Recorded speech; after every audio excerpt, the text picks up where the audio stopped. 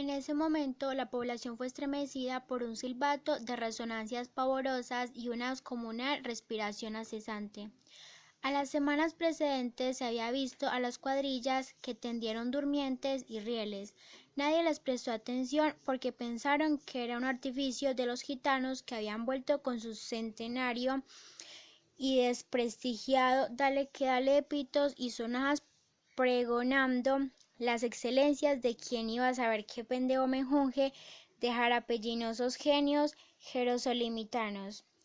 Pero cuando se restablecieron del concierto, todos los habitantes se echaron a la calle y vieron triste a Aureliano saludando con la mano desde la locomotora, y vieron el tren adornado de flores que llegó con 8 meses de retraso, el inocente tren amarillo que con tantas calamidades y nostalgias tenía que llegar a Macondo.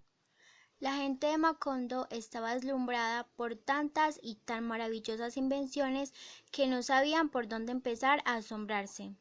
Se trasnochaban contemplando las pálidas bombillas eléctricas alimentadas por la planta que llevó a Aureliano en el segundo viaje del tren. Se indignaron con las imágenes que el próspero comerciante don Bruno Crespi proyectaba en el teatro con taquillas de bocas de león, porque un personaje muerto y sepultado en una película y por cuya gracia se derramaron lágrimas de aflicción, reapareció vivo y convertido en árabe en la película siguiente. El público no pudo soportar aquella burla inaudita y rompió la silletería. El alcalde, a instancias de Bruno Crespi, explicó mediante un bando que el cine era una máquina de ilusión que no merecía los desbordamientos pasionales del público. Ante la explicación, muchos estimaron que habían sido víctimas de nuevos aparatos, asunto de gitanos, y optaron no volver al cine, porque consideraron que ya tenían suficiente con sus propias penas. Algo ocurrió con los gramófonos de cilindros que llevaron las matronas de Francia en sustitución de los organillos y que tan hondamente aferraron por un tiempo intereses de la banda de músicos. Al principio, la curiosidad multiplicó la clientela de la calle prohibida y se supo de señoras respetables que se disfrazaron de villanos para observar la novedad del gramófono. Pero tanto y de tan cerca los observaron que muy pronto llegaron a la conclusión de que no era un molino de sortilegio, como todos pensaban, sino un truco mecánico que no se comparaba con algo tan conmovedor, tan humano y lleno de verdad cotidiana. Fue una desilusión tan grave que cuando los gramófonos se popularizaron hasta el punto de que hubo uno en cada casa, no se les tuvo como objetos para entrenamiento de adultos, sino como una cosa buena para que la estriparan los niños.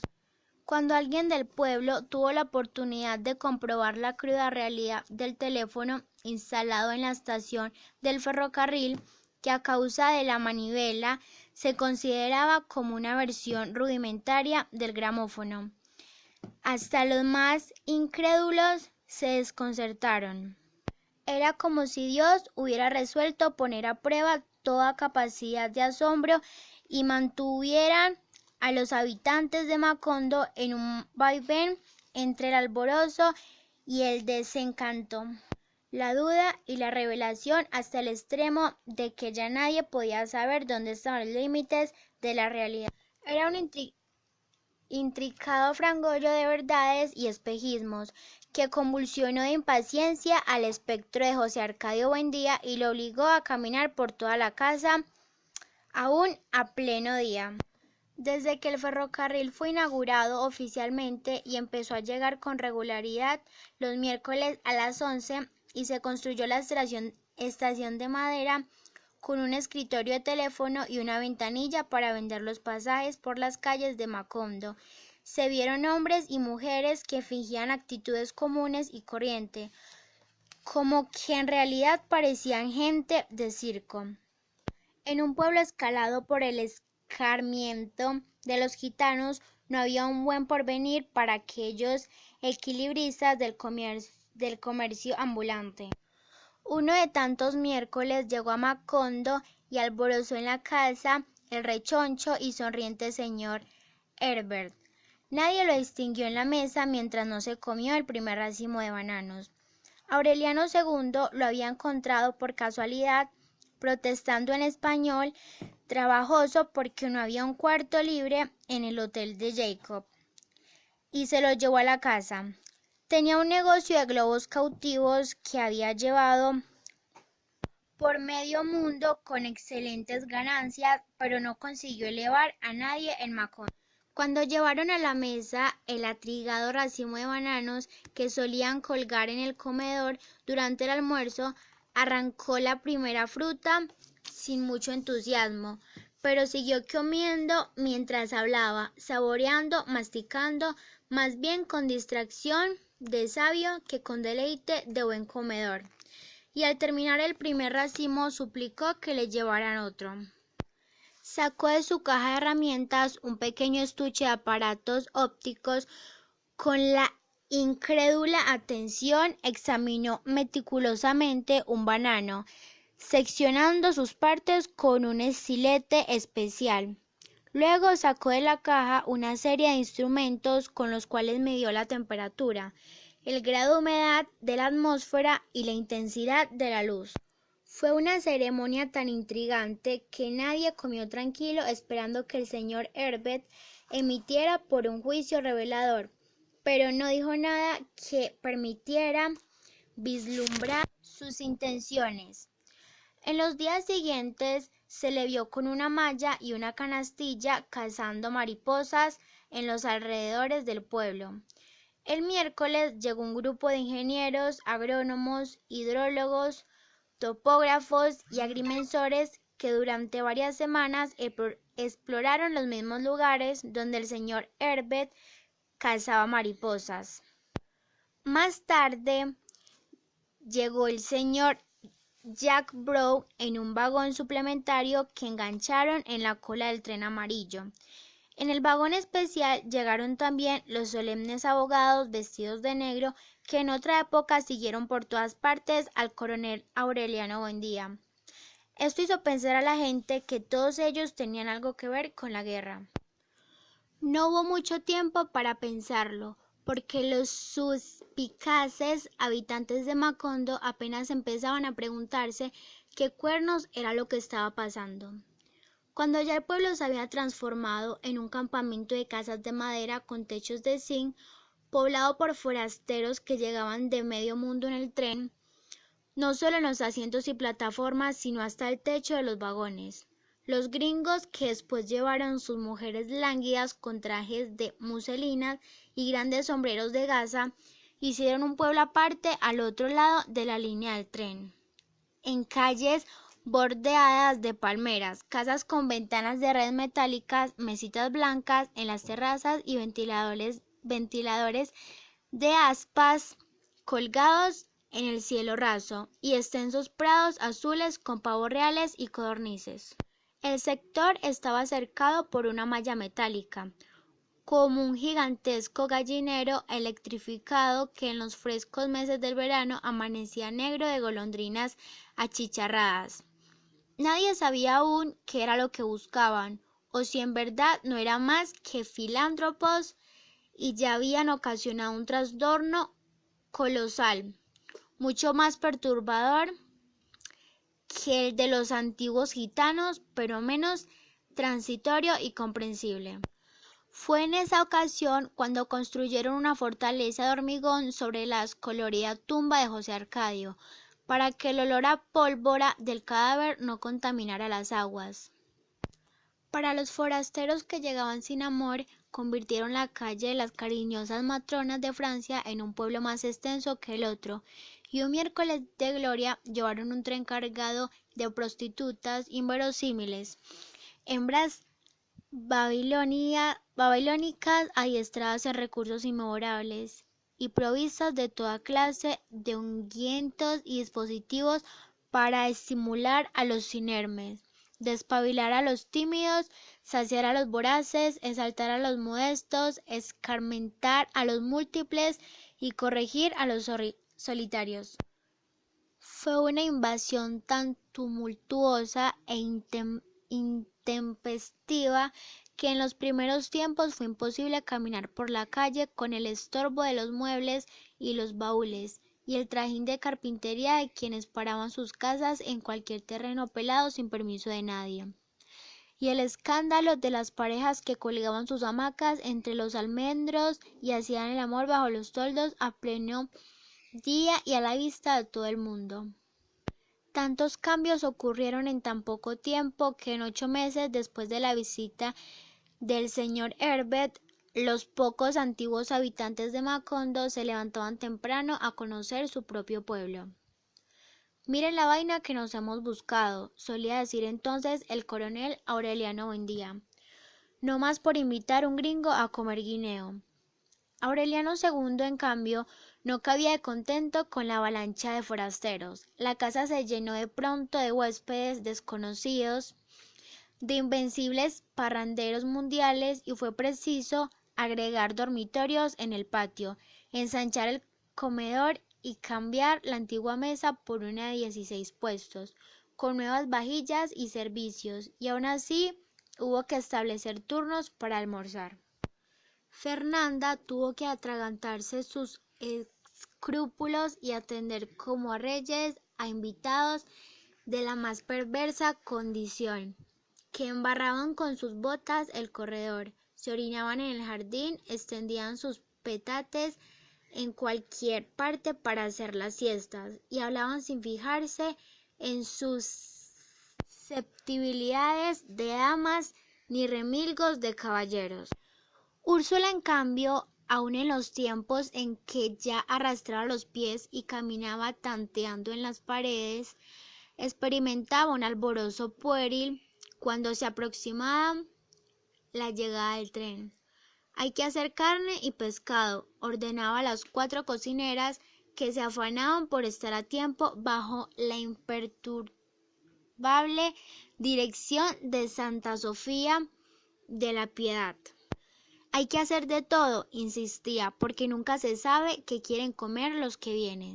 Remedios, la bella, fue la única que permaneció inmune a la peste del banano.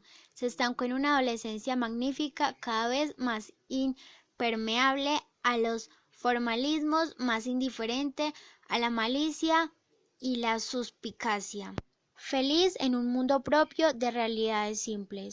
Remedios, la bella, trataba a los hombres sin la menor malicia y acababa de trastornarlos con sus inocentes complacencias. Cuando Úrsula logró imponer la orden de que comiera con Amaranta en la cocina para que no la volvieran los forasteros, ella se sintió más cómoda porque al fin y al cabo quedaba a salvo de toda disciplina. En realidad le daba lo mismo comer en cualquier parte y no a horas fijas, sino de acuerdo con las alternativas de su apetito. A veces se levantaba a almorzar a las 3 de la madrugada, dormía todo el día y pasaba varios meses con los horarios trastocados, hasta que algún incidente casual volvía a ponerla en orden. Cuando las cosas andaban mejor, se levantaba a las 11 de la mañana y se encerraba hasta 2 horas completamente desnuda en el baño, matando alacranes mientras se despejaba del denso y prolongado sueño. Luego se echaba agua de la alberca con una totuma. Era un acto tan prolongado, tan meticuloso, tan rico en situaciones ceremoniales, que quien no la conociera bien habría podido pensar que estaba entregada a una merecida adoración de su... Para ella, sin embargo, aquel rito solitario carecía de toda sensualidad y era simplemente una manera de perder el tiempo mientras le daba hambre. Un día, cuando empezaba a bañarse, un forastero levantó una teja del techo y se quedó sin aliento ante el tremendo espectáculo de su desnudez. Ella vio los ojos desolados a través de esas tejas rotas y no tuvo una reacción de vergüenza, sino de alarma. «Cuidado», exclamó, «se va a caer». «Nada más quiero verla», murmuró el forastero. Ah, bueno, dijo ella, pero tenga cuidado que esas tejas están podridas. El rostro del forastero tenía una dolorosa expresión de estupor y parecía batallar sordamente contra sus impulsos primarios para no disipar el espejismo. Remedios, la bella, pensó que estaba sufriendo con el temor de que se rompieran las tejas y se bañó más deprisa que de costumbre para que el hombre no siguiera en peligro. Mientras echaba agua de la alberca, le dijo que era un problema que el techo estuviera de ese estado, pues ella creía que la cama de hojas podridas por la lluvia era lo que llenaba el baño de alacranes. El forastero confundió aquella chacharra con una forma de disimular la complacencia, de modo que cuando ella empezó a jabonarse, se vio a la tentación de dar un paso adelante. Déjeme jabonarla, murmuró. Le agradezco la buena intención, dijo ella, pero me basto con mis dos manos. Aunque sea la espalda, suplicó el forastero. Sería una ociosidad, dijo ella. Nunca se ha visto que la gente se jabone la espalda. Después, mientras se secaba, el forastero le suplicó con los ojos llenos de lágrimas que se casara con él. Ella le contestó sinceramente que nunca se casaría con un hombre tan simple que perdía casi una hora y hasta se quedaba sin almorzar solo por ver bañarse a una mujer. Al final, cuando se puso balandrán, el hombre no pudo soportar la comprobación de que en efecto no se ponía nada abajo, como todo el mundo sospechaba, y se sintió marcado para siempre con el hierro ardiente de aquel secreto. Entonces quitó 2 tejas más para descolgarse en el interior del baño. Para la gente de Macondo era una distracción reciente recorrer las húmedas e interminables avenidas bordeadas de bananos, donde el silencio parecía llevado de otra parte, todavía sin usar, y era por eso tan torpe para transmitir la voz. A veces no se entendía muy bien lo dicho a medio metro de distancia, y sin embargo resultaba perfectamente comprensible al otro extremo de la plantación. Para los muchachos de Macondo, aquel juego novedoso era motivo de risas y sobresaltos, de sustos y burlas, y por las noches se hablaba del paseo como de una experiencia de sueño. Era tal el prestigio de aquel silencio que Úrsula no tuvo corazón para privar de la diversidad a Remedio, la bella, y le permitió ir una tarde, siempre que se pusiera un sombrero y un traje adecuado. Desde que el grupo de amigas entró a la plantación, el aire se impregnó de una fragancia mortal. Los hombres que trabajaban en las zanjas se sintieron poseídos por una rara fascinación, amenazados por un peligroso invisible, y muchos sucumbieron a los terribles deseos de llorar. Remedios la Bella y sus espantadas amigas lograron refugiarse en una casa próxima cuando estaban a punto de ser asaltadas por un tropel de machos feroces. Poco después fueron rescatadas por los 4 aurelianos, cuyas cruces de ceniza infundían un respeto sagrado, como si fueran una marca de casa, un sello de invulnerabilidad.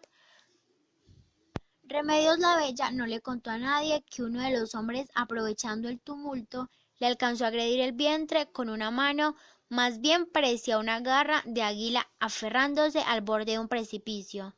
Ella se enfrentó al agresor en una especie de deslumbramiento instantáneo, y vio los ojos desconsolados que quedaron impresos en su corazón como una brasa de lástima.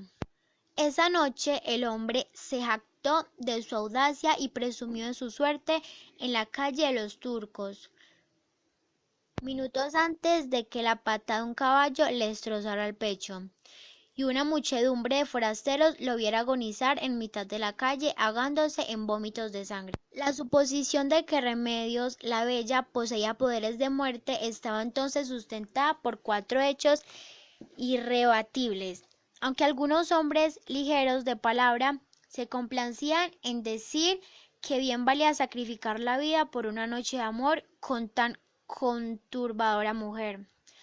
La verdad fue que ninguno hizo esfuerzos para conseguirlo. Úrsula no volvió a ocuparse de ella. En otra época, cuando todavía no renunciaba al propósito de salvarla para el mundo, procuró que se interesara por los asuntos elementales de la casa. Los hombres piden más de lo que tú crees, le decía enigmamente. Hay mucho que cocinar, mucho que barrer, mucho que sufrir por pequeñeces, además de lo que crees. En el fondo se engañaba a sí misma tratando de adiestrarla para la felicidad doméstica, porque estaba convencida de que una vez satisfecha la pasión, no había un hombre sobre la tierra capaz de soportar, así fuera por un día, una negligencia que estaba más allá de toda comprensión. El nacimiento del último José Arcadio y su inquebrantable voluntad de educarlo para papá terminaron por hacerla desistir de sus preocupaciones por la bisnieta. La abandonó a su suerte confiando que tarde o temprano ocurriera un milagro y que en ese momento, donde había de todo, hubiera también un hombre con suficiente cachaza para cargar con ella. Ya desde hace mucho antes, Amaranta había renunciado a toda tentativa de convertirla en una mujer inútil. Desde las tardes olvidadas del costurero, cuando la sobrina apenas se interesaba por darle vueltas a la manivela de la máquina de coser, llegó a la conclusión simple de que era boba. Vamos a tener que rifarte, le decía perpleja ante su impermeabilidad a la palabra de los hombres. Más tarde, cuando Úrsula se empeñó en que Remedios la Bella asistiera a misa con la cara cubierta con una mantilla, Amaranta pensó que aquel recurso misterioso resultaría tan provocador, que muy pronto había un hombre lo bastante intrigado como para buscar con paciencia el punto débil de su corazón. Para cuando vio la forma insensata en que se despreció a un pretendiente que por muchos motivos era más apetecible que un príncipe, renunció a toda esperanza. Fernanda no hizo siquiera la tentativa de comprenderla. Cuando vio a Remedios la Bella vestida de reina en el carnaval sangriento, pensó que era una criatura extraordinaria. Pero cuando la vio comiendo con las manos, incapaz de dar una respuesta que no fuera un prodigio de simplicidad, lo único que lamentó fue que los bobos de familia tuvieran una vida tan larga. A pesar de que el coronel Aureliano Buendía seguía creyendo y repitiendo que Remedios la Bella era en realidad el ser más lúcido que había conocido jamás, y que lo demostraba a cada momento con su asombrosa habilidad para burlarse de todos, la abandonaron a la buena de Dios. Remedios la Bella se quedó vagando por el desierto de la soledad, sin cruces a cuestas, madurándose en sus sueños sin pesadillas, en sus baños interminables, en sus comidas sin horarios, en sus hondos y prolongados silencios sin recuerdos, hasta una tarde de marzo en que Fernanda quiso doblar en el jardín sus sábanas de bramante y pidió ayuda a las mujeres de la casa. Apenas habían empezado, cuando Amaranta advirtió que Remedios la Bella estaba transparentada por una palidez intensa. ¿Te sientes mal?, le preguntó. Remedios la Bella, que tenía agarrada la sábana por el otro extremo, hizo una sonrisa de lástima. Al contrario, dijo, nunca me había sentido mejor. Acabó de decirlo cuando Fernanda sintió que un delicado viento de luz le arrancó las sábanas de las manos y las desplegó en toda su amplitud. En el curso de esta semana, por distintos lugares del litoral, sus 17 hijos fueron cazados como conejos por criminales invisibles que apuntaron al centro de sus cruces de ceniza. Aureliano triste salía de la casa de su madre a las 7 de la noche, cuando un disparo de fusil surgido de la oscuridad le perforó la frente. Aureliano Centeno fue encontrado en la hamaca que solía colgar en la fábrica, con un punzón de picarielo clavado hasta la empuñadura entre las cejas. Aureliano Serrador había dejado a su novia en casa de sus padres, después de llevarla al cine, y regresaba por la iluminada calle de los Turcos cuando alguien que nunca fue identificado por la muchedumbre disparó un tiro de revólver que lo derribó dentro de un caldero de manteca hirviendo. Pocos minutos después, alguien llamó a la puerta del cuarto donde Aureliano Arcaya estaba encerrado con una mujer, y le gritó: «Apúrate, que están matando a tus hermanos». La mujer que estaba con él contó después que Aureliano Arcaya salió de la cama y abrió la puerta, y fue esperado con una descarga de Mauser que le desbarató el cráneo. Aquella noche de muerte, mientras la casa se preparaba para velar los 4 cadáveres, Fernanda recorrió el pueblo como una loca buscando a Aureliano II, a quien Petra Cotes encerró en un ropero creyendo que la consigna de exterminio incluía a todo el que le llevara el nombre del coronel. No le dejó salir hasta el 4.º día, cuando los telegramas recibidos de distintos lugares del litoral permitieron comprender que la hazaña del enemigo invisible estaba dirigida solamente contra los hermanos marcados con cruces de ceniza. Amaranta buscó la libreta de cuentas donde había anotado los datos de los sobrinos, y a medida que llegaban los telegramas iba tachando nombres, hasta que solo quedó el del mayor. Lo recordaba muy bien por el contraste de su piel oscura, con los ojos grandes verdes. Se llamaba Aureliano Amador. Era carpintero y vivía en un pueblo perdido en las estribaciones de la sierra. Después de esperar 2 semanas el telegrama de su muerte, Aureliano II le mandó un emisario para prevenirlo, pasando que ignoraba la amenaza que pesaba sobre él. El emisario regresó con la noticia de que Aureliano Amador estaba a salvo. La noche del exterminio habían ido a buscarlo 2 hombres a su casa y habían descargado sus revólveres contra él, pero no le habían acertado a la cruz de ceniza. Aureliano Amador logró saltar la cerca del patio y se perdió en los laberintos de la sierra que conocía palmo a palmo gracias a la amistad de los indios con quienes comerciaba en maderas. No había vuelto a saberse de él. Fueron días negros para el coronel Aureliano Buendía. El presidente de la República le dirigió un telegrama de pésame, en el que prometía una investigación exhaustiva y rendía homenaje a los muertos. Por orden suya, el alcalde se presentó al entierro con 4 coronas fúnebres, que pretendió colocar sobre los ataúdes, pero el coronel lo puso en la calle. El coronel Aureliano Buendía era el único habitante de la casa que no seguía viendo al potente anciano agobiado por medio siglo de intemperie.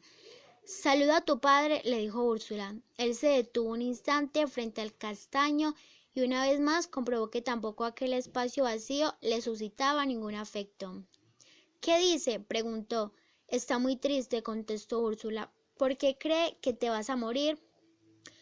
«Dígale», sonrió el coronel, «que uno no se muere cuando debe, sino cuando puede». El presagio del padre muerto removió el último rescoldo de soberbia que le quedaba en el corazón, pero él lo confundió con un repentino soplo de fuerza. Fue por eso que accedió a Úrsula para que le revelara en qué lugar del patio estaban encerradas las monedas de oro que encontraron dentro del San José de yeso. «Nunca lo sabrás», le dijo ella con una firmeza inspirada en un viejo escarmiento. «Un día», agregó, «ha de aparecer el dueño de esa fortuna, y solo él podrá desenterrarla». Nadie sabía por qué un hombre que siempre fue tan desprendido había empezado a codiciar el dinero con semejante ansiedad, y no las modestas cantidades que le habrían bastado para resolver una emergencia, sino una fortuna de magnitudes desatinadas cuya sola mención dejó sumido en un mar de asombro de Aureliano II. Los viejos copartidarios a quienes acudió en demanda de ayuda se escondieron para no recibirlo. Fue por esa época que se le oyó decir la única diferencia actual entre liberales y conservadores, en que los liberales van a misa de 5 y los conservadores van a misa de 8. Sin embargo, insistió tanto ahínco, suplicó de tal modo, quebrantó a tal punto sus principios de dignidad, que con un poco de aquí y otro poco de allá deslizándose por todas partes con una diligencia sigilosa y una perseverancia despiadada. Consiguió reunir en 8 meses más dinero del que Úrsula tenía enterrado. Entonces visitó al enfermo coronel Gerineldo Márquez para que lo ayudara a promover la guerra total. En un cierto momento, el coronel Gerineldo Márquez era en verdad el único que habría podido mover, aunque desde su mecedor del paralítico, los enmohecidos hilos de la rebelión. El coronel Aureliano Buendía se refugiaba en el exilio de sus pescaditos de oro. Él se mantuvo en contacto con los oficiales rebeldes que le fueron fieles hasta la derrota. Hizo con ellos la guerra triste de la humillación cotidiana, de las súplicas y los memoriales, del vuelva mañana, del ya casi, del estamos estudiando su caso con la debida atención. La guerra perdida sin remedios contra los muy atentos y seguros servidores que debían asignar y no asignaron nunca las pensiones vitalicias. La otra guerra, la sangrienta, de 20 años, no les causó tantos estragos como la guerra corrosiva del eterno aplazamiento.